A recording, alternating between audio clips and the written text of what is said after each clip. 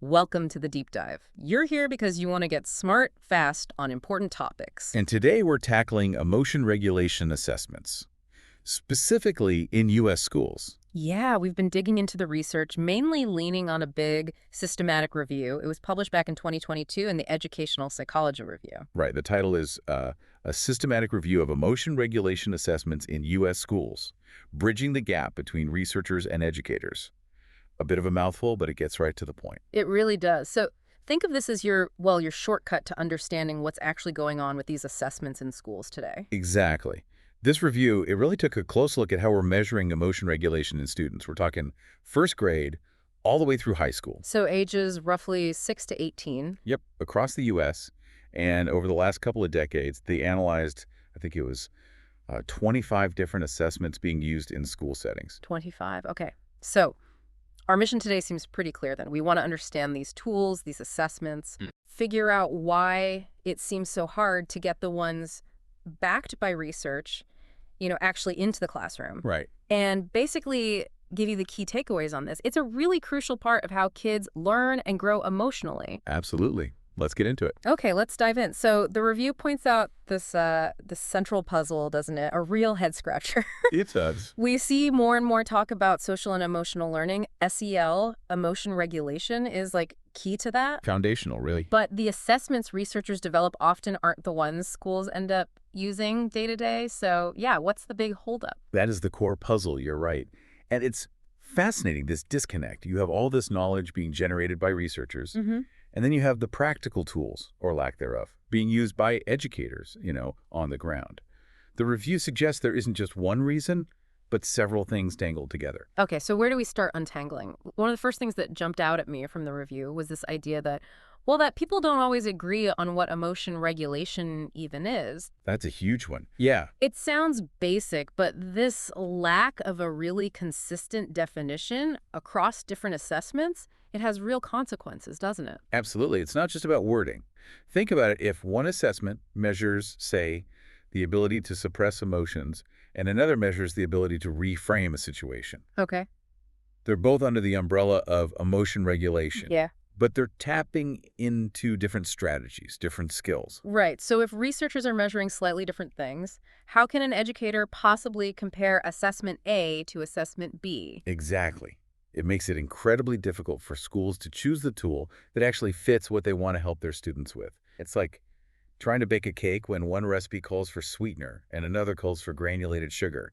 They're related, but not the same. Yeah, that makes sense. This lack of a shared understanding right at the beginning, it creates a huge barrier. A fundamental one. So we're trying to put together a puzzle, but everyone's got a slightly different picture on the box. Okay. And this kind of leads into another challenge the review highlighted, this tension. Ah, the rigor versus practicality trade-off. Yeah, exactly. The tension between designing assessments that are super rigorous, scientifically solid, Which researchers love for good reason. and designing something that a busy teacher can actually use in a real classroom. Precisely. You might have an assessment that's fantastic for research. Maybe it takes an hour, needs special training, involves complex scoring, and it gives really detailed data. But try telling a teacher to fit that in between math lessons and managing 25 kids. Right, forget it. It's just not feasible. It's like using a super sensitive scientific instrument to weigh your bananas at the grocery store. Overkill and impractical. That's a great analogy. But then on the other side, you might have assessments that are quick and easy. Maybe a short checklist. Okay, sounds more practical. More practical, yes, but they might lack the strong scientific backing, the evidence that tells us if they're reliable. Meaning, do they give consistent results? Exactly. Yeah. And if they're valid, are they actually measuring emotion regulation or something else entirely, like maybe just mood or general behavior? So educators are kind of stuck in the middle. You either get something potentially accurate but unusable, or something usable but maybe not that accurate or meaningful. That's the tightrope they have to walk. Yeah. Finding that sweet spot is really, really difficult. It sounds incredibly challenging. And let's say a school does manage to find and implement an assessment. The review points out another hurdle. What do you actually do with the results? Oh, this is critical. A major finding was that many assessments, especially the research-focused ones, they collect the data, but then what? Right. They often don't easily translate that raw data into clear, actionable steps that a teacher can use to genuinely help a student improve their skills. So you get a score or a profile, but no roadmap. It's like getting that detailed car diagnostic report that lists a bunch of sensor readings, but doesn't say replace the oxygen sensor or here's how to fix the transmission issue. Precisely. Teachers need to know, okay, this student scored this way. What does that mean for them? And what are 2 or 3 concrete things I can try in the classroom tomorrow to support them? Without that clear path from assessment to action, the tool just isn't that useful in a school context, is it? It really isn't. It becomes data for data's sake, potentially. And that lack of clear next steps is a huge reason why even promising assessments might not get widely adopted or used effectively. Okay, that makes a lot of sense. Now, the review also brought up something really important, kind of shifting gears slightly, about who these assessments are actually designed for, or maybe by, the issue of representation. Yes, a very significant point regarding equity. The researchers found that many of these emotion regulation assessments haven't adequately included marginalized or disadvantaged student groups in their development and validation stages. And that raises big questions about fairness, doesn't it? Huge questions.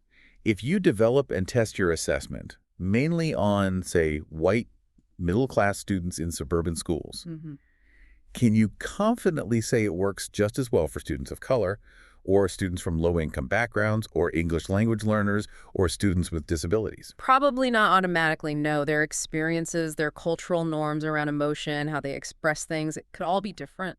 Exactly. So there's a real risk that these tools might not accurately capture the emotional lives and skills of all students. They might misinterpret responses, or the constructs themselves might not even resonate in the same way across different groups. Which could lead to students not getting the right support, or maybe even being mislabeled. That's a serious issue. It's incredibly serious. It undermines the whole goal of using these assessments to provide equitable support. So an assessment might look good on paper for one group, but could be completely off base or even unfair for another. Wow. It really highlights why diversity and representation in the research and development process are just non-negotiable. Psychometric And sort of building on that need for solid groundwork, the review also flagged concerns about the psychometric evidence itself for many assessments. Right, the technical backbone. Yeah, psychometric evidence, that's basically the proof that an assessment is, worth its salt, right? That it measures accurately and consistently. That's a good way to put it. Think of it as the quality control.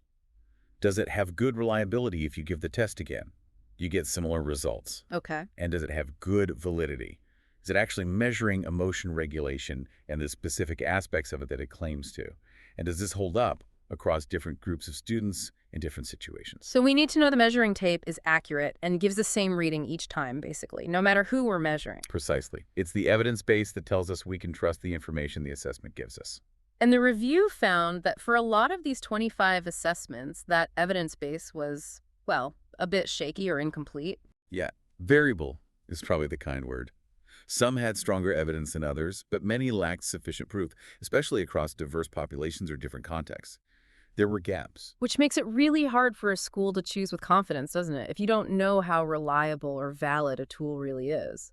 It's like choosing a medical treatment without knowing its effectiveness rate or side effects.